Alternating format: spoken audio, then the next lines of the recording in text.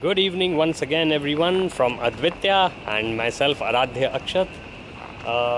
As you know from watching my previous video just 5 minutes ago, I was reminded about the Kargil War Memorial which we visited during one of my Ladakh trips, and today is Kargil Vijay Divas, so that is why it was very fresh in my mind. I replayed those memories in my head, and the Indian Army of course holds a very special, close personal connection because Advitya's grandfather was KIA in Operation Pawan in Sri Lanka on 22 October 1987.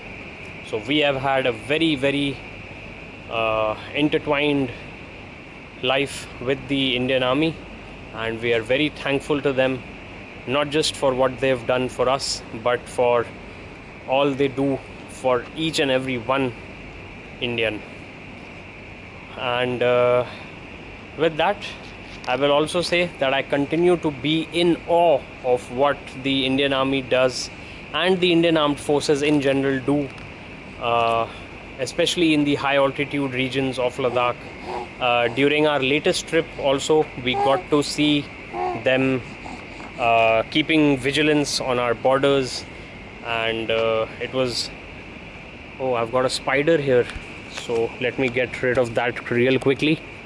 As you can see,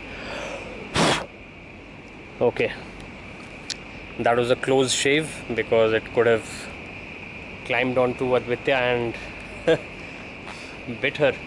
Okay, but just like that, the Indian Army is also very vigilant of unobserved intruders. And okay, so let me tell you about our trip, our latest trip, while walking a little, so that we aren't hounded by mosquitoes in the monsoon. And we flew from Delhi to Leh, and even though it's not my preferred way of traveling to the upper reaches of the Himalayas, but logistics and time constraints dictated that we do that. So we acclimatized for a couple of days and we did the local sightseeing in Leh, which was Leh Palace, Shanti Stupa, War Memorial, the Hall of Fame of the Indian Army, which is a must visit, absolute must visit, and Zorawar Fort and a few other, Sangam Point and all, which is where the Indus and the Zanskar rivers meet. And very beautiful, very thought-provoking places in and around Leh.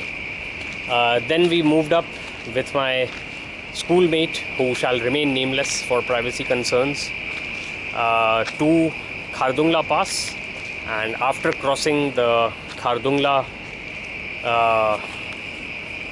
Pass, of course, La means pass, which is why Ladakh means the land of passes. So Khardung, of course, used to be the highest motorable pass, but now it's Umling La, which is inaccessible unless we have some sort of a special permit, which we did not have the opportunity to try for. Okay, so then we crossed into Nubra Valley. After Khardung comes Nubra Valley, and Advitya is now not thirsty, I hope, because she was getting thirsty at the end of the last video. Now she might be getting sleepy. Yep. And then we get to the Nubra Valley, which is towards the Gilgit-Baltistan area, and that is where we go to Partapur and Turtuk, the last village of India, towards that side. There's a beautiful 100-200 foot Buddha statue at Diskit, which is where we shot a nice video. So you can check out all these videos in detail on my channel, of course. And then we took the route from Nubra into Shyok Valley with the Shyok River.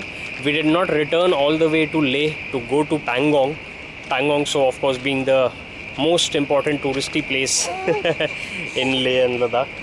And that is where we stayed at Turbuk.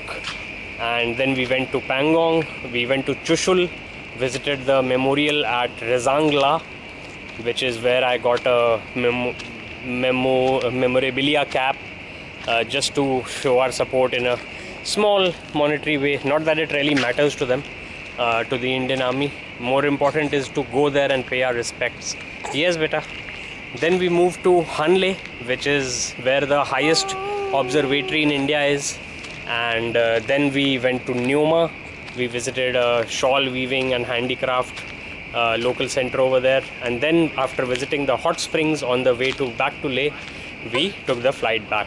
So that was our trip to Ladakh, the most recent trip to Ladakh. And that was in April 2022. So thank you for watching. Check out my full videos on my channel. Smash that sub button for awesomax fun. And good night from Aditya and Aradhye. Take care and stay safe.